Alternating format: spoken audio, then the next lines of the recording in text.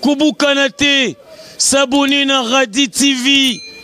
TV, théâtre à sol, ma film à sol, ma gag à sol, ma émission à sol, Radi TV. Ma amoisa, c'est Manuel Djanga. Peuple congolais, c'est quand on se besoin, mais peuple sombote. Bah oh, nous sommes à la télévision comme chez la banque, peuple sombote. Toi, il sous les besoins de nous na basanga biso, oh etali mboka na biso. Peuple congolais, peuple souverain. Mboka na biso eza kotambola lolenge esengeli te. Bakonzi o baza kokumba biso ba konza biso baza kotambwisa mboka na biso normalement te. Toza na pasi ya kozanga ba autorité responsable na mboka na biso. Peuple congolais botelema esika nyonso bozali. Kolanda ba makambo oyo eza kopasi na mboka na biso. Tomoni lokola lolenge mboka na biso. Bakonzi baza kokonza baza na bolingo te ya peuple congolais. Ya moto bana émission na biso. Tomonaki ba soi-disant ba katakatanga ba kotaki na Lumbashi. Ba bomaka bango nyonso. Bomonaka bango. Gouvernement lukaki a négocié na bango te. État de droit. Justice esalamaki te. Pourquoi Baumé Batouana Batou Akufaki Belé. Mais tu es surpris comment on a Batou Bakote sur Bounia. Le Soubeni, Bakoti, Barebel, Bakoti, Bakangi vite. Gouvernement a négocié la Bango. Puis Bazong ici Bango, la place Bazaka, Azam. État de droit. Peuple congolais. Ceux qui t'ont dit Makambo Yambo Kanabiso. Comment on a que mboka na biso ils ont un problème sérieux. Congolais nyonso esika bozali toza bato toza komona toza ko comprendre makambo oyo zo passer na kati ya mboka na biso. Yango tosengi tous les Congolais esika bozali bofunga miso bomona makambo esalama. Bato baza koloba ba message yo circuler mais mboka na biso ezokeli bo soutien. Mboka na biso eza toujours mboka ba prometaka. Ba slogan marque na marque. Il tombe na slogan oya état de droit. To ranisa ki état de droit justice ko musa nango makambo ko tambola ndenge e longwani etambola. Mais na tina kota na mboka nde bato bazo ko tambola eza kolakisa état de droit ezate. Na ville province ya Kinshasa bakuluna baza ebele o baza coopérer butu pe moi et policiers zo kanga bango e baza ko libérer wana suka. État de droit eza wapi? État de droit o ekanga ki Vital Kamerhe o e condamné ye au baboui copé c'est même liberté provisoire. Les autres ça comme on a ba député oyo baza eli. Mais makama baza ko sala. Lokola ba parlement de bon. État de droit et ça va. Tozongi sima moke ya komona ba oyo ba membre ya IDPS basala bakasumbalesa. Bazo beta bato bazo kokanga memba militaire. État de droit ezawapi. Peuple congolais, peuple souverain, moment yango oyo to mi prendre en charge. Parce que si tu analyser makambo nyonso Congo tokotika toujours bana mike. Bozana nyonso mais bozo ko s'en sortir. Yango biso tosengi peuple nyonso esika azali peuple n'est pas souverain. Élection moto a voté kaza peuple. Et ben parlement et ça parlement et la présidence et ça ouais puis ça toujours peuple né moto aza na possibilité ya kotia bango ya kondima ya élire bango. Mais na makambo oyo balingi watia awa peuple congolais boza vigilant. Ma préparation bazo préparer bamakambo ya fayulu eza ba mascara mosusu mais peuple congolais boyeba nini esalama loi ya minako oyo baboyaki soki bazongisi yango bokoyeba me boyoka nano député oyo babengi député na makambo oyo aza koloba na kati ya état de droit moto oyo bapesi ye peuple congolais bavote ye me yoka nano député bapropos oyo azosala bakomi kosala batéâtre na kati ya gouvernement congolais état de droit toyebi te poza député poza eli baeffort basalaka bamosusu bazalaka député osanti ke moto molobeli ya bana mboka aza na poids wana na posa wana aza komipesa respect me yoka batéâtre oyo bato mibale misato baza kosala kati ya mboka ya Congo bolanda nano député après la sozongela Labino Nathalie photo Nathalie bando Murumba Utiki komana nani Murumba Utiki faulu nani Wandi kwanga na banda kwebisa yo kotala kasimate soko tali sima omona Félix na Kabila bazo sakana ba diamant na ba or bazo bina tourna biso tolia na biso Murumba utiki faulu na nani utiki lamuka na nani olandi kwanga olandi ndakala matamba ekosiyo omona tali sima mbalebele nazoyebisa kotala kasima te soko tali sima okomona Kabila bazobina na Félix bazosakana na mbongo ya Congo bazopakola na nzoto bango mibale bazobengana bakombo Chinarambo fachibeton Chinarambo fachibeton bazobina na mbongo ya Congo yo tali sima oluli okomeke kwa mungwa isili Murumba utiki kwanga oladibe kwanga utiki kombana nani utiki lamukana nani moningana ga Murumba Mumba kei aladi matamba bana Kinshasa biso nyonso balingi batumbola biso boyoki bozala Chempo lobi tokutana na palais de justice topanza nteke toke koyamba moto te toke ko accompagner leader na biso o balingi basakana na ye bango ata Félix apakoli nien azalaka fachi beton ata chemise azaka kopasuka bakomi kolata bongo ya bino basakana na ye bafwa bashala lobi biso nyonso bampangi ya main bakomba ziama benu bo tudengana ku palais de la justice benu bo bek tout ça kinina bawe kidiamu bamfafila wa mutu ngwa okangwanga fachi beton betu wetu fayulu tout ça kinina benu bo tudengana ku palais de justice bangwa china munu bampangi ya munu bafwa bashala balingi bameka mais nasengi na yo Félix Tshilombo tala makambo ya basala ezala likambo oyo elinga koleka na mboko nzamba sungi biso bino bolingi bolukango bongo soko batie Félix mise na kizo tali biso nani biso tali biso nani ba longola Félix tali biso nani tambo mwamba komi président tali biso nani omoni ba lo koso bomoni bena bozui pouvoir yangwana pouvoir en kuku yam kuku bino bomo mema bato outrage au chef de l'état tala biso to mesana nango grand guerrier kingunza kya kimbangu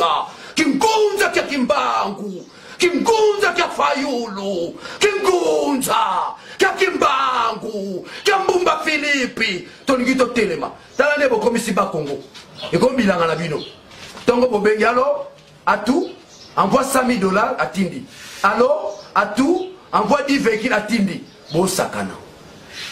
bozo sakana fayulu na bozo sakana na ya bozo sakana fa bisonde ba général Lamuka ligne rouge à Lamuka Daniel Saf nanda lo bango bandakala leader na mboko yo bobenganga leader d'intermédiaire Mukeba ya longwe lokola communicateur à Lamuka déception pour na Daniel Safu ali ata ipona combat ya Lamuka azali susute babengango débauchage wana etali biso te azalaki moninga na bitumba mais faut reconnaître qu'aza député provincial dans l'ordre sociologique c'est un leader mineur Daniel Saf aza leader majeur ceux qui basatakaki na ba leader majeur tonga tozala dessus mais ndeti bake bazwi bangola mike batiki banjoku fumuki mbanga lobaki bokobunda bitumba oyo na nsanda bitumba bokobunda mingi bakokufa ebele bakosomba bango lokola makaya bokola mapa yo moni tele basombaka bango Kabila bandi kosomba na mutali boso Sami badi banga asombi aya sombi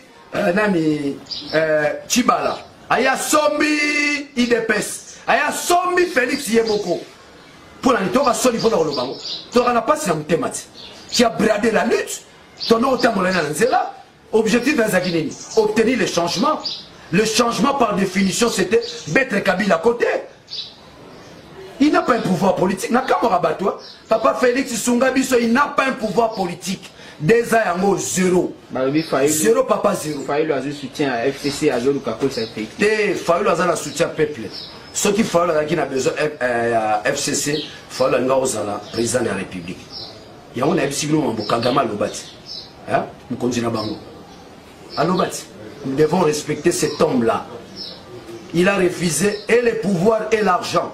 Nous lui devons respect et considération. Paul Kagame. Ce qui est muto aux umpata na wabino fingara faulu mitalio parce que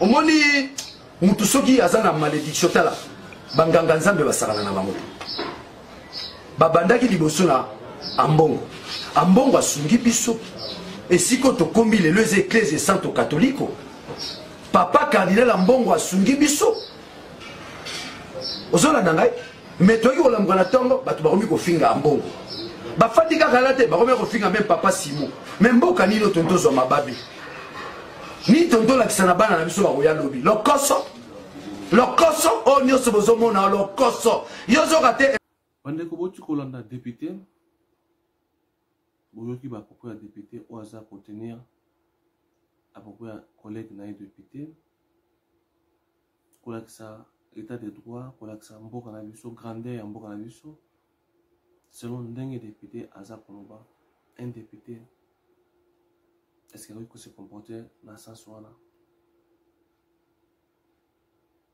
Lamuka eza parti politique tie ezaki plateforme parce que bamusu azaki un peu coincé na poto yango bapesaki mwana mboka Fayulu akende a représenter bango comme candidat na bango ya Lamuka mais ba peuple congolais bazobosana ke non Lamuka ezaki parti politique te toyebi te Lamuka ekomi parti politique tozali plateforme oyo basalaki mpo baaccompagner candidat na bango baopposant baaccompagner candidat na bango bakende na élection mais oyo tokomona ekomi lokola ya parti politique oyo ekomi kopanzana mais toyebi ke ezali plateforme bayokanaki mpo basala koaccompagner moko oyo akoki koaccompagner mpo akende na bacampagne électorale eza lokola FCCP yango ekobaluki ekomi parti politique mais na ntina ya mboka na biso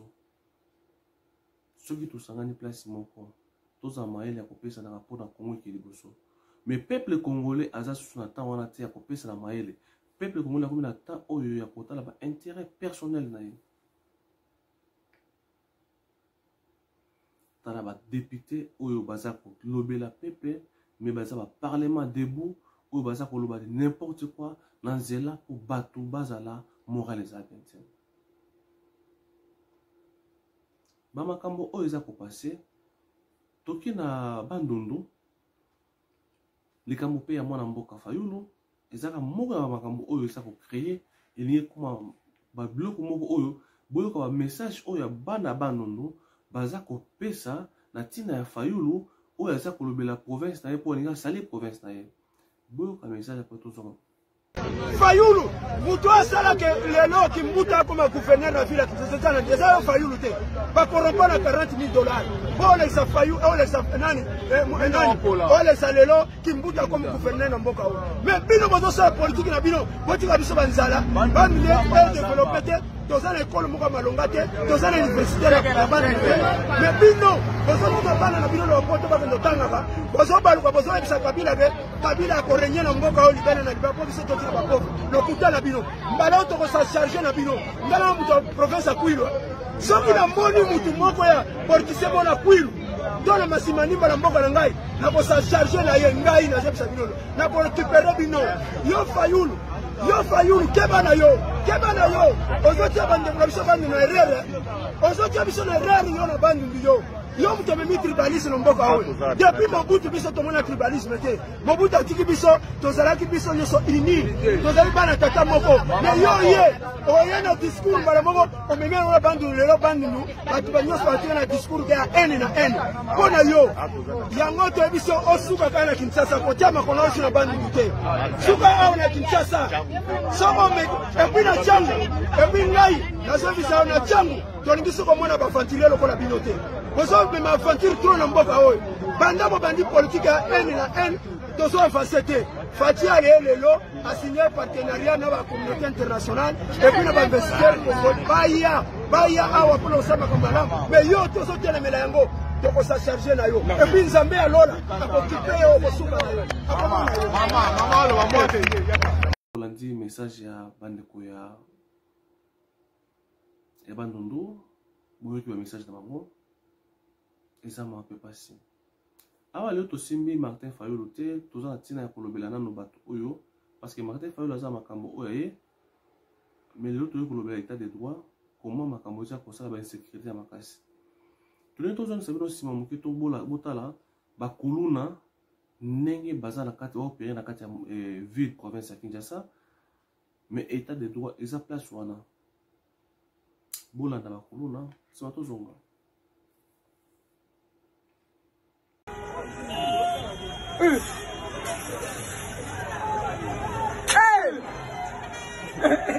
Ça fait pas de voir ma bille.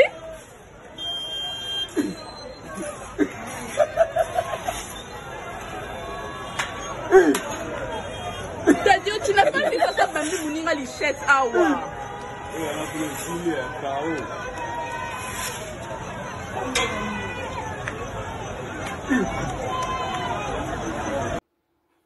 bandeko nanga j'espère bomoni bakuluna o baza opéré parce que babandi barebelle bayaka toujours na machette o bomoni na lumbashi bayaka na baarme te na machette baarme blanche mais bakuluna o baocircule na Kinshasa gouvernement emonaka bango te esisa bango te peuple congolais peuple souverain boyoka nano professeur toza na bino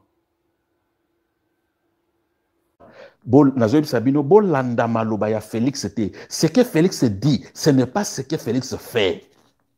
Félix a dit que les Congolais bazali ba applaudisseur. Félix a dit sur un lobby. Oh, ce qui n'a comme président d'ailleurs au état-major na Kivu. Waouh! Béton, état-major na Kivu. Lelo Mboula combien? Banda Félix a comme président. Alors qui dès que les mêmes jours nous comme président, le lendemain état-major na Kivu. Qui Lelo état-major na Kivu ezali? Il a dit il va mourir pour la paix. Alali combien de jours na Kivu kuna? Pour se sacrifier pour la paix. Parce que si Félix a koufi lelo, attaquer Moutabomi Félix, et voilà, Rwandais kima kota na mboka na biso. Mais ce qu'on demande à Félix, c'est de mourir. Nous, Félix, on n'a pas besoin d'une personne comme Félix. Nous, c'est la paix qu'on a besoin. Il faut mourir vite. Vous avez promis de mourir pour la paix. Alors que les Congolais ont besoin de cette paix, il faut mourir vite, mon frère. Si on perdait Félix, qu'est-ce qu'on va perdre? Le Congo va perdre. Rien du tout. Rien du tout. Un matamata de moins. Rien du tout. Alors, il faut mourir. C'est la paix qu'on a besoin au Congo. ngam na lobi yango te ye moko nayebi boya ko finga ngai ye moko mutu aloba akokufa pona pe na mboka na biso. Alors nani azana besoin apete atombola musapi oyo alobi azana besoin apete atombola musapi. Ah voilà, comme Fabien Kosonika lobaka dit amen. Biso nyonso azana besoin apete mutu alobi ki yeso akufi kimie koya. Alors il faut l'aider de mourir vite. Mboka oyo biso ezana posa les songi. Tout sima loboko poto ke liboso. Na makambo nyonso zo se passer ezo lobama. Normalement ce qui état de droit et état de droit. Comme on a rebelle afin de placer mon général et armée. Baza ko négocier. Pe au pesi wa mituka na biloko ba kende. État de droit est placé voilà. État de droit est placé ni place wana. Mais ba oyo ba kota ki na Lubumbashi, bo négocier na bango te. Bo mai bango nyonso état de droit est ki musala na mo place wana. Ba mai ba ina ba nzete na bango. Bo négocier na bango te. Bo mi bango nyonso. Mais oya province wana, bo yambi bango na général afandeli bango ba solo li place moko. Peuple congolais. Oyo boluka bokabola la province. Bozo pesa nzela bokabola la province.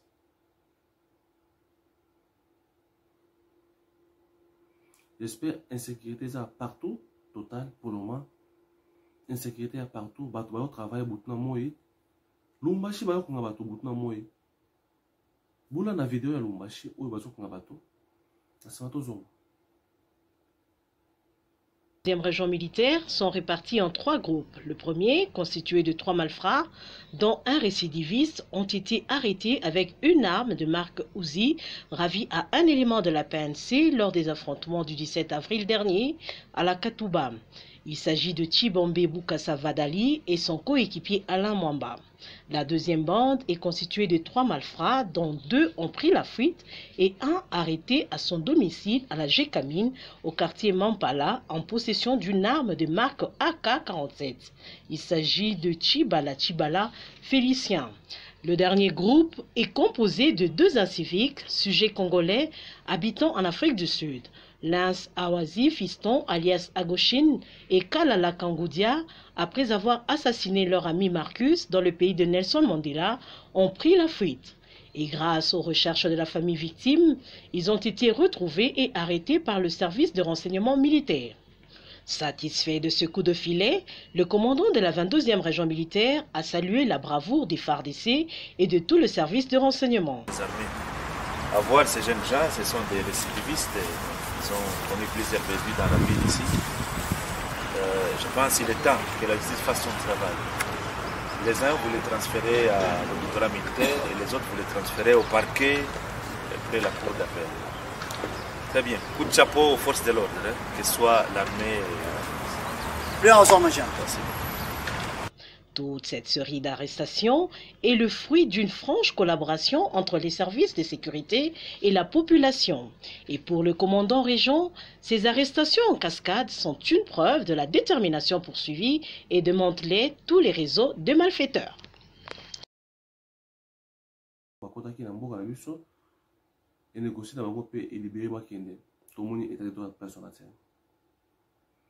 Na komona état de droit oyo bomaki ba ndeko oyo bakufanya ba kota ya Lubumbashi ba bumi na masasi mbala moko tomonaki état de droit exact na makambo nyonso ezo passé ya ba député ba makelele ba nini état de droit exact yango tina radio télévision kitaki kozula bino ba image nyonso oyo elakisa bino congolais nyonso sikazali ayeba état de droit c'est quoi. Député est-ce que ça a droit à ça, à animateur, na parlement, à ça qu'on peut ça même pas motion mokote, mais à ça qu'on kine pour le n'importe quoi di banda. Et on tient émission de l'eau, oyo to ko leksa bana mboka, di kambo ya slogan, ya état de droit, eza slogan, mais ça ko sala musala ngo lengi singeli. Peuple congolais, peuple souverain esika nyonso bozwa esika nyonso bozwa mi bo partager message oyo na ntina koloba état de droit eza slogan eza kosalama te mboka oyo ya Congo esengeli yo na ngai na ye to bozala place moko po mboka biso ekeli liboso pamba te tokozala bato kolela butu na moyo parce que Nzambe asunga Congo na biso. Merci beaucoup na ba internet ba nyonso balinga radio télévision ba ko s'abonner massivement ba partager message na biso. Nzambe apambola pe abatla bino. Merci beaucoup. Ciao.